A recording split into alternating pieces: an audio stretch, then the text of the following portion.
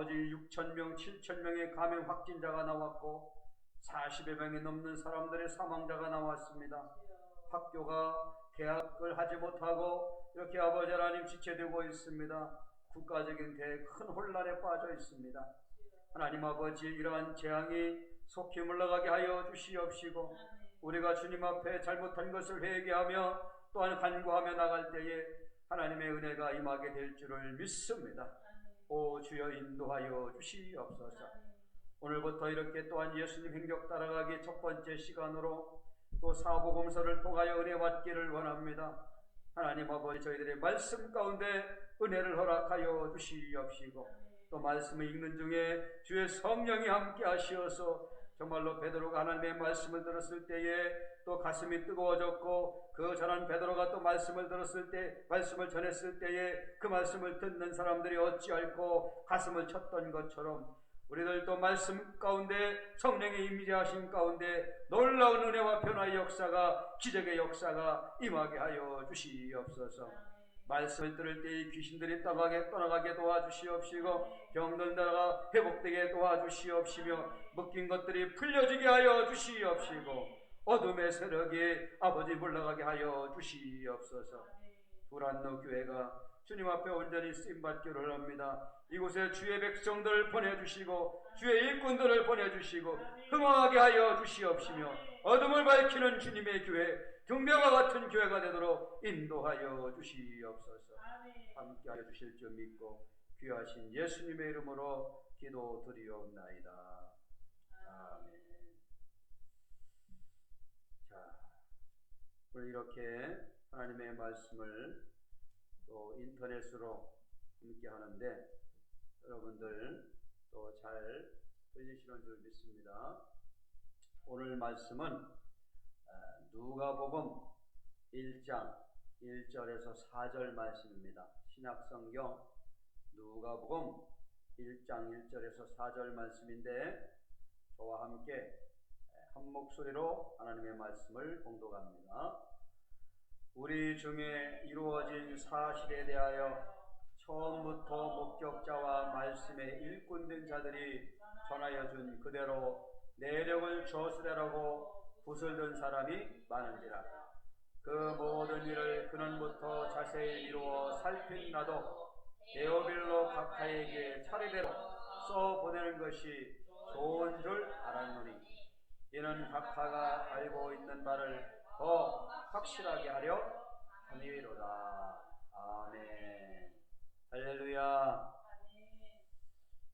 하나님의 은혜가 우리 두란노 교회와 여러분들 각 가정에 임하게 될 줄을 믿습니다.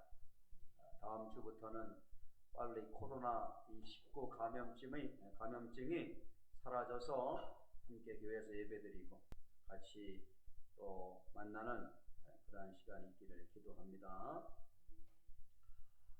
오늘부터는 이제 로마서 강해 설교를 마치고 예수님의 행적 따라가기라고 하는 큰 제목 가운데 이제 사복음서의 말씀을 가지고 말씀을 전하려고 합니다.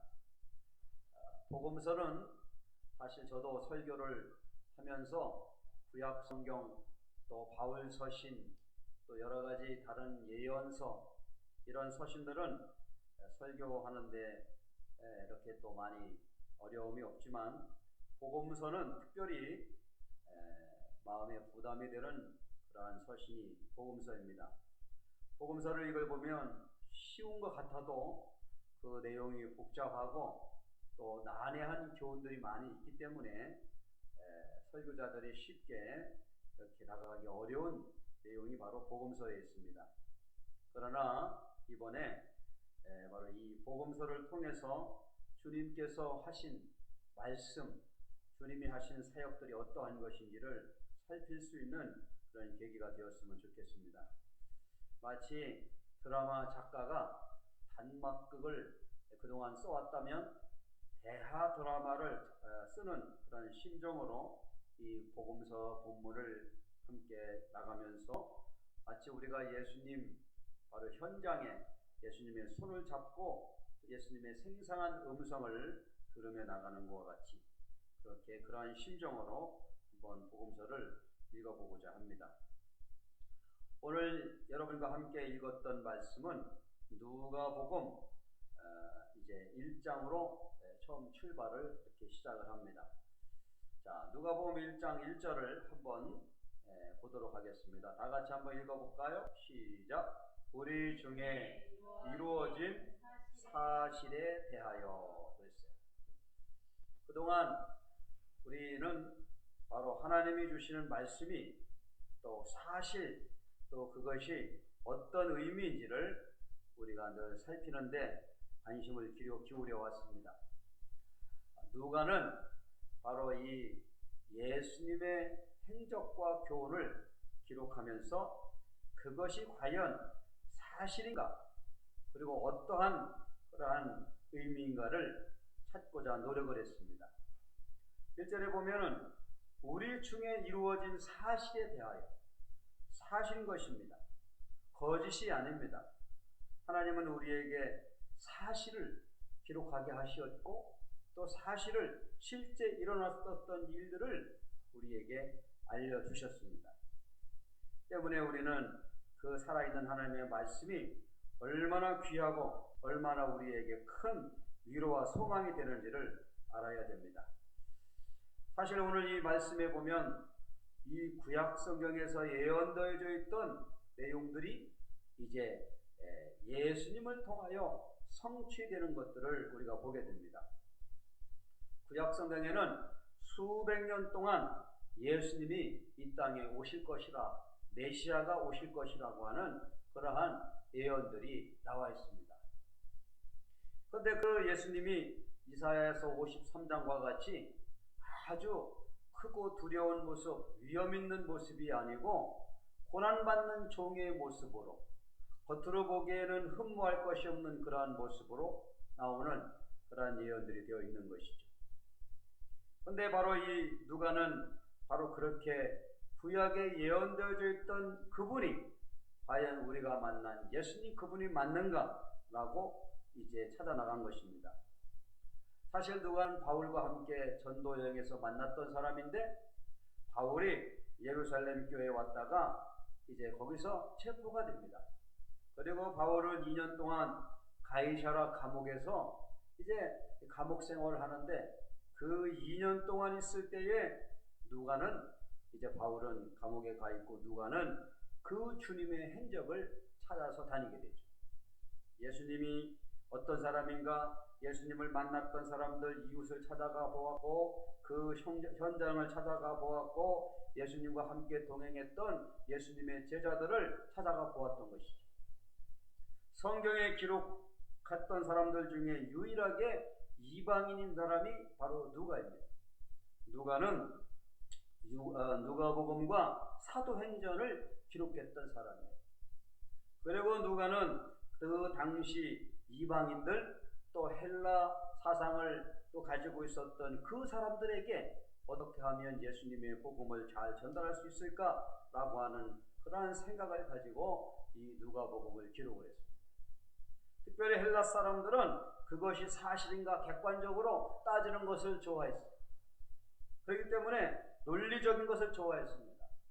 누가는 또 의사 출신이었기 때문에 이 사람은 또 여러 가지 내용을 잘 관찰하는 습관이 있었습니다.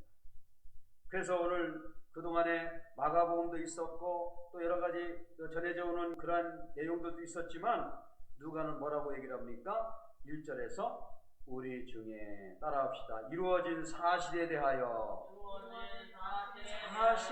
기록한 사실. 그 사실을 이제 누가는 전하고 싶었던 것입니다. 2절에 한번 봅시다. 처음부터 목격자와 말씀의 일꾼된 자들이 전하여준 그대로 내력을 저술하라고 붓을 든 사람이 많은지라 그랬습니다. 그렇습니다. 하나님의 말씀을 전하려고 마가와 같은 사람도 붓을 들었어요. 그리고 그 예수님에 대한 복음을 잘 전했습니다. 그런데 그 누가가 보기에 나는 그런 관점에서도 중요하지만 처음부터 이 근원이 어디서 왔는가, 예수님이라는 분이 어디서 왔는가 라고 하는 그런 생각을 하게 되었던 것이죠. 그 당시 예수님을 믿었던, 또 예수님에 대한 십자가 소식을 들었던 사람들은 예수님께서 구원자다, 예수님께서 십자가에 돌아가신 것은 우리의 죄 때문에 죽으셨다라고 하는 이러한 내용들에 대해서는 너무 쇼킹한 얘기들이었어요. 왜냐하면 당시 유대인들은 십자가에 죽는다고 하는 것은 바로 저주받은 사람이라고 하는 것이기 때문에 그렇습니다. 저주받은 사람은 십자가 나무에 달려 죽는다고 생각을 했어요. 그리고 헬라인들은 죽음이 끝이지, 그리고 부활과 영생에 대한 개념이 그들에게는 없었어요. 그런데 누가는 바로 이것이 어떻게 된 일인가, 그것이 처음 출발이 어디서부터 온 것인가, 바로 그것을 전해주고 싶었던 것입니다. 자, 3절 말씀 한번 읽어봅시다. 시작. 그 모든 일을 근원부터 자세히 살핀 나도 데오빌로 각하에게 차례대로 써 보내는 것이 좋을 줄 알았나니, 이렇게 얘기했어요. 근원부터, 처음에 출발이 어딘지, 예수님이 이 땅에 오신 그 목적과 그 처음 출발이 어딘지 자세히 미루어 살펴보았다. 그리고 그 말을 누구에게 전하고 싶었다고요? 데오빌로라고 하는 그 사람에게 전해주고 싶었던 것이죠. 데오빌로는 이방인이었습니다. 누가도 이방인이었습니다. 그 데오빌로라고 하는 한 사람에게 예수님의 복음을 전해주고 싶었던 것이 바로 누가의 바람이었어요. 그래서 누가는 요한처럼 처음 출발부터 예수님이 어떻게 오셨는지, 그리고 그 예수님이 어떠한 출생과 어떠한 성장과 어떠한 사역을 하셨는지 자세하게 많이 기록하고 있는 것입니다. 우리가 달력을 보면은 그 달력에 성화가 나오는데, 그 성화를 그리는 화가들이 어떻게 그 예수님의 성화 내용을 그리는가 보면 바로 누가복음을 읽으면서 또 누가복음을 읽을 때 영감을 받아서 성화를 그린다고 그래요. 그것처럼 누가는 그 글을 쓸 때에 실제적으로 그 글을 읽으면서 또 화가들이 그릴 수 있을 만큼 아주 자세하게 그런 글을 썼다고 하는 이런 것이, 그것이 누가복음이라고 그렇게 얘기를 하는 것입니다. 요한복음 1장 1절과 2절에서도 보면 요한도 이 처음부터 그의 근원을 찾는 데에 큰 관심을 가졌어요. 요한복음 1장 1절에서 2절에 보면 이렇게 기록합니다. 태초부터 있는 생명의 말씀에 관하여는 우리가 들은 바요, 눈으로 본 바요, 주목하고 우리 손으로 만진 바라 그랬어요. 생명의 말씀에 관하여 들은 바요. 요한도 예수님으로부터 들었다 이런 말이에요. 예수님을 본 것이죠. 그리고 예수님과 함께 손을 만지고 그리고 이렇게 생활했다는 말씀입니다. 이 생명이 나타나신 바 된지라 이 영원한 생명을 우리가 보았고 증거하여 너희에게 전하노니 라고 기록하고 있습니다. 사실 예수님 당시에는 유대인들이 여러 곳에 모여서 살고 있었습니다. 세계의 유대인들이 여럿이 살고 있었어요. 그 중에서 가장 많이 살았던 곳이 저 이집트 지역이었죠. 당시의 이집트, 그 예수님 오시기 그 전부터 이집트에는 이집트 인구가 780만 정도 인구가 되었다고 해요. 그런데 그 780만 인구 중에서 유대인이 약 100만 명 정도가 있었다고 합니다. 그 이집트에는 아주 그 당시 알렉산드리아라고 하는 아주 유명한 해안에 큰 도시가 있었는데, 그 도시는 큰 도서관이 있었고, 그리고 파로스 섬의 등대가 아주 유명한데 아주 130m 되는 큰 등대가 있었다고 해요. 그 알렉산드리아에는 많은 유대인들이 살고 있었습니다.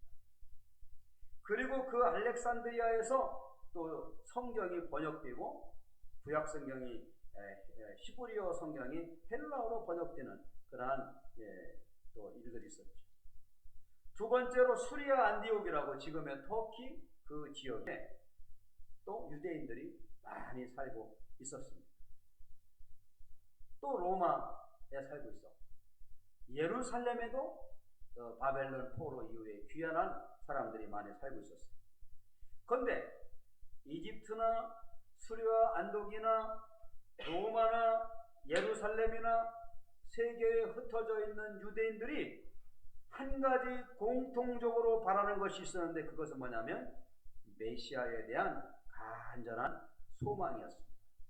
왜냐하면 예수님이 바로 메시아가 이 땅에 와야만 빨리 이 로마의 정치적인 이러한 억압으로부터 벗어나고 그리고 자유와 해방을 줄 거라고 하는 기대가 있었기 때문에 그렇습니다. 그런데 저기 오신 정말로 오신 그 예수님께서는 보니까 너무 연약한 모습이었어요. 겉보기에는 흠모할 만한 것이 없는 것이었습니다. 이 유대인들은 예수님을 메시아로 인정을 하지 않았습니다. 결국 예수님을 십자가에 못 박아서 죽이는데 앞장섰던 사람들이 메시아를 기다렸던 바로 그 사람들이었습니다. 이게 너무 놀라운 일이 아닙니까? 자신들이 기다렸던 메시아가 진짜 왔음에도 불구하고 그 메시아를 알지 못했던 바로 그 영적인 어둠, 무지 가운데 이들은 빠지게 된 것입니다. 그런데 하나님께서는 예수님을 이 땅에 보내셔서 하나님의 구속의 역사, 하나님의 그러한 진리의 역사를 우리를 또 예수님을 통하여 이루어가게 된 것입니다. 이 누가로서는 어떻게 나사렛에서 자란 그 예수님이 메시아인가 너무 궁금했어요. 물론 바울을 통해서 예수님에 대한 복음을 들었지만 바로 그 내용을 한번 확인하고 싶었던 것입니다. 그래서 그 모든 일을 근원부터 자세히 살핀 것입니다. 우리도 오늘날 성경을 볼 때 또 우리가 신앙생활 할 때 하나님의 말씀을 자세히 보고 묵상하는, 그래서 그 말씀이 사실임을 알고 깨닫는 저와 여러분 되기를 주님의 이름으로 축원을 드립니다. 이 데오빌로 각하라고 하는 그 한 사람에게 편지를 쓰기 위하여 이 사람은 최선의 노력을 했어요. 사람들을 찾아다니면서 만나기도 하고 그 만났던 사람들의 간증을 듣기도 한 것입니다. 그러면서 이 사람은 자신이 한 말이 아니에요. 2절에 보니까 그들이 전하여 준 그대로 썼다 이런 말이에요. 자신의 생각을 넣은 게 아닙니다. 자신의 철학을 전한 것이 아닙니다. 바로 전한 들은 그대로 쓴 것입니다. 우리들도 다른 것이 아닙니다. 예수님의 말씀을 들은 그대로 성경 말씀을 전할 때에 그 말씀을 듣는 사람들이 놀라운 은혜와 변화를 받게 되는 줄 믿습니다.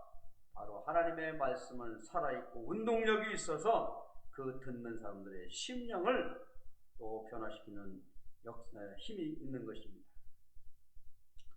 자, 그러면 이 누가가 왜 이렇게 이루어진 사실에 대하여 목격자와 말씀에 일꾼된 사람들이 전하여 준 그대로 그렇게 썼느냐?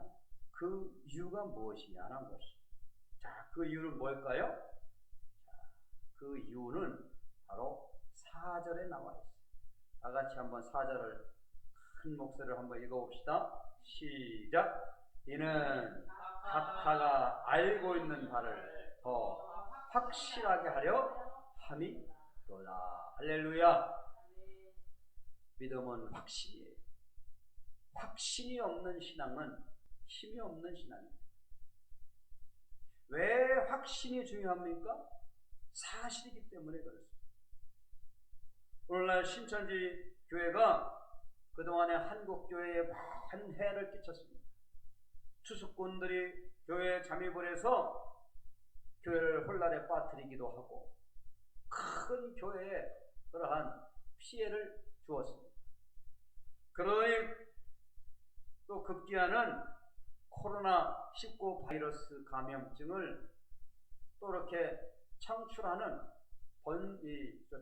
전염시키는데 큰 역할을 한 집단이 신천지교회.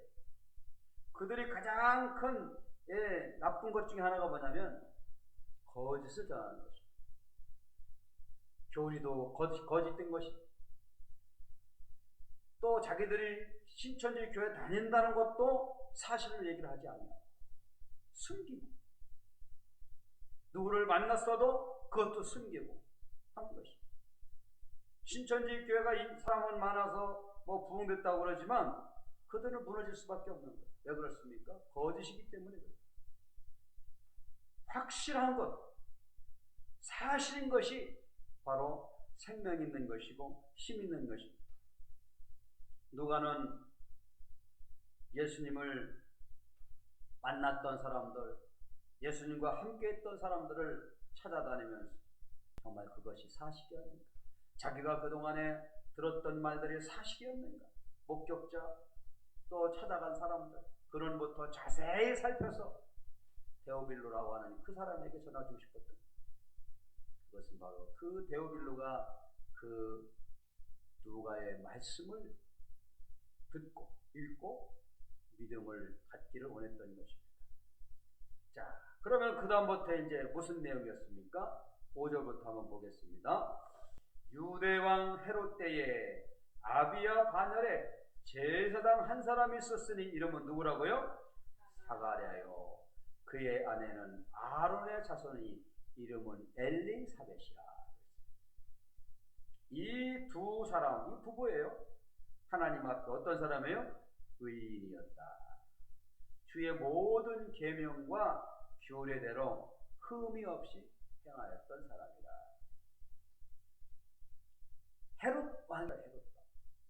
예수님이 출생할 당시에 헤롯은 아주 악한 왕입니다. 이 사람은 예수님이 출생했다는 소식을 동방박사들로부터 듣고 나서 동방박사들이 오기로 해놓고 안 오니까 화가 나가지고 2살 이하의 어린이들을 다 죽이라고 하는 영아 학살령을 내리게 했던 사람. 이 헤롯 가문들은 로마 정부에 얼마나 그 정치적인 환경의 변화를 위해서 자기의 정권 유지를 위해서 노력하는지 얼마나 변덕스럽고 표독한지 다른 기록에 보면 알 수가 있습니다. 바로 그러한 때에 아비야의 반열에 제사장이었던 샤가라는 사람이 있었어요. 그 사람의 아내는 엘리사벳이었습니다. 그런데 이 두 사람은 하나님 앞에 의인이었고 그리고 하나님의 계명과 규례를 잘 지키는 그런 사람이었어요. 그런데 한 문제가 있습니다. 바로 샤가랴의 부인이었던 엘리사벳이 잉태를 하지 못했어요. 마치 사무엘에 나와는 한나와 같이 애를 낳지 못했던 것. 이것도 바로 누가가 찾아가서 자세히 살핀 것입니다. 자, 7절 한번 읽어봅시다. 시작. 엘리사벳이 잉태를 못하므로 그들에게 자식이 없고 두 사람의 나이가 많더라. 나이가 많았어요. 이 사람들은 기도하면서 그렇게 지냈던 것이죠. 그런데 마침 어느 시점이 된 것이에요. 마침. 자, 8절 읽어봅시다. 시작. 마침 샤가랴가 그 반열의 차례대로 하나님 앞에서 제사장의 직무를 행할세 제사장의 전례를 따라 제비를 뽑아 주의 성전에 들어가 분향하고 모든 백성은 그 분향하는 시간에 밖에서 기도했습니다.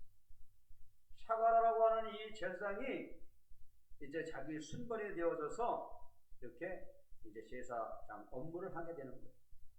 이 순번은 기록에 보면 이제 한 달씩 이렇게 나와서 또 그 번호를 뽑은 대로 한다고 그래요. 그런데 그 제비를 뽑고 성전에 들어가서 분향을 하고 그럴 때에 하나님의 놀라운 은혜가 바로 이 사가랴에게 임하게 된 것입니다. 11절 말씀 봅시다. 시작. 주의 사자가 그에게 나타나 향단 우편에 선지라. 분양할 때 그 향단, 성전 안에 향단 우편에 썼어요. 이 사가랴가 분양하다가 깜짝 놀랐어요. 그래가지고 무서워했다. 사가랴가 보고 놀라며 무서워했다. 그러니까 그 옆에 있던 그 사람이 누구예요? 천사예요. 천사. 사람이 아니에요. 그분 천사. 천사가 뭐라고 해요? 그에게 이르되 사가랴여 무서워하지 말아라. 너의 간구함이 들린지라. 내 아내 엘리사벳이 네게 아들을 낳아주리니 그 이름을 누구라고 하고? 요한이라고 해라. 사가랴는 헤로당 그 당시에 예루살렘과 또 이집트와 로마와 안디옥과 많은 유대인들이 간절하게 기다리던 바로 그 메시아, 그 사람들의 그러한 간절한 열망이 있은 이때에 자기 제사장 업무를 행하면서 하나님의 음성을 들었습니다. 너에게 아들을 줄 것이다. 사가랴가 그 소리를 듣고 어떻게 했습니까? 자, 한번 14절 한번 읽어보겠습니다. 너도 기뻐하고 즐거워할 것이요 많은 사람도 그의 태어남을 기뻐할 것이다. 이는 그가 주 앞에서 큰 자가 되며 포도주나 독한 술을 마시지 아니하며 모태로부터 성령의 충만함을 받아 이스라엘 자손을 주 곧 그들의 하나님께로 돌아오게 하겠습니다. 17절이 중요한 말인데 한번 또 읽어봅시다. 시작. 그가 또 엘리야의 심령과 능력으로 주 앞에 먼저 와서 아버지의 마음을 자식에게 거스리는 자를 의인의 슬기에 돌아오게 하고 주를 위하여 세운 백성을 준비하리라. 엘리야가 오기를 원했어요. 말라기서에 보면은 이제 구약 성경에 엘리야를 보낼 것이다 라고 하면서 말라기 사정에 마치게 되는데, 그 엘리야의 심령과 능력을 가진 자가 사가랴를 통해 그 아들에게 임한다, 이런 말씀. 그 사람 이름이 누굽니까? 바로 요한이었습니다. 바로 이 요한은 예수님이 오실 길을 준비하기 위하여 예수님이 하나님께서 먼저 보내셨던 그러한 사람입니다. 그 소식을 딱 듣고 사가랴가 뭐라 그랬어요? 18절에 사가랴가 천사에게 이랬습니다. 아니, 내가 이것을 어떻게 알겠습니까? 나는 늙고 아내도 나이가 많습니다. 마치 아브라함이 아내 사라가 하나님으로부터 내년 이맘때 내가 아들을 낳을 것이다 라고 할 때 아브라함이 그렇게 고백했어요. 하나님, 제 나이가 지금 100세가 다 돼갔는데 저희 아내도 벌써 나이가 90이 넘었는데 어떻게 아이를 낳을 수 있습니까? 그런 얘기죠. 여기 보면은 바로 하나님께서 이 성전에서 분양하고 있는 사가랴에게 천사가 와서 그런 말씀하고 있습니다. 하나님은 하나님의 일을, 구원의 일을 통하여 하기 위하여, 하나님의 구원 약속을 위하여 하나님이 원래 계획된 대로 진행하는 것을 우리가 볼 수 있습니다. 누가도 바로 이러한 지금 이루어지고 있는 이 일이 구약 성경에서부터 어떻게 증거되어지고 있고 그것이 실제화되고 있는가를 우리에게 가르쳐주고 있는 것입니다. 구약에 예언되어졌던 말씀이 그냥 예언으로 끝난 것은 하나도 없습니다. 하나님의 하시는 그 예언의 말씀은 반드시 다 하나도 땅에 떨어짐이 없이 성취되는 것을 우리가 볼 수가 있는 것입니다. 결국 천사가 사가랴에게 말씀하신 것처럼 세례 요한이 잉태하게 되는 것입니다. 그래서 그 세례 요한의 출생을 이제 어떻게 시작되었는지 설명을 하고 있습니다. 그리고 이어서 바로 1장에서 이제 또 세례 요한뿐만 아니고 그리고 예수님에 대한 출생을 누가는 설명합니다. 아마 이 얘기는 예수님을 낳았던 마리아를 누가가 만났기 때문에 알 수 있는 그런 내용이죠. 마리아를 찾아갔을 거예요. 예수님의 어머니 찾아가서 예수님이 태어나셨을 때 무슨 일이 있었습니까? 라고 물어보았겠죠. 자, 한번 보겠습니다. 1장 26절 한번 또 읽어볼까요? 시작. 여섯째 달에 천사 가브리엘이 하나님의 보내심을 받아 갈릴리 나사렛이라는 동네에 가서 다윗의 자손 요셉이라는 사람과 약혼한 처녀에게 이르니 그 처녀의 이름은 마리아라. 요셉이라고 하는 한 이 나사렛 동네에 청년이 있었습니다. 그런데 이 사람이 이제 결혼하려고 약혼한 사람이 있는데 그 사람 이름은 마리아예요. 그런데 어느 날 천사가 나타나가지고 뭐라고 얘기하는 겁니다. 28절 한번 읽어봅시다. 시작. 그에게 들어가 이르되 은혜를 받은 자여 평안할지어다. 주께서 너와 함께 하시도다 하니. 어느 날 마리아가 있다가 이 마리아는 사가랴와 같이 성전에 들어가지도 않았는데 들어간 어디에 있는지 그거는 기록이 없으니까. 그런데 천사가 나타나서 말하는 거예요. 은혜를 받은 자여 평안할지어다. 깜짝 놀랐어요, 이 마리아가. 그러면서 29절에 뭐라고 합니까? 처녀가 그 말을 듣고 놀라 이런 인사가 어쩜인가, 무슨 은혜를 받았다고 그러는가. 천사가 또 뭐라고 합니까? 마리아여 무서워하지 말라. 여기 성전에서 부장하다가 향단 우편에 서 있는 그런 또 천사를 보고 무서워했던 사가랴, 마리아도 천사의 소리를 듣자마자 무서워했어요. 그래 여기 있는데 얘기를 하는 것입니다. 천사가 뭐라고 합니까? 보라, 내가 잉태하여 아들을 낳으리니 그의 이름을 누구라 하라고? 예수라 하라. 그러면서 그가 큰 자가 되고 지극히 높으신 이의 아들이라 일컬어질 것이다. 뿐만 아니고 그 예수는 조상 다윗의 왕위를 이어갈 또 바로 그 메시아다라고 하는 것입니다. 마리아는 전혀 생각도 못했습니다. 마리아는 전혀 거기에 대해서 아무런 그런 미리 알고 준비한 것이 아니었어요. 그런데 하나님은 이렇게 마리아를 준비시켜서 또 요한을 준비시켜 주셔서 하나님의 구원의 역사를 이루어가게 되는 것을 우리가 보게 됩니다.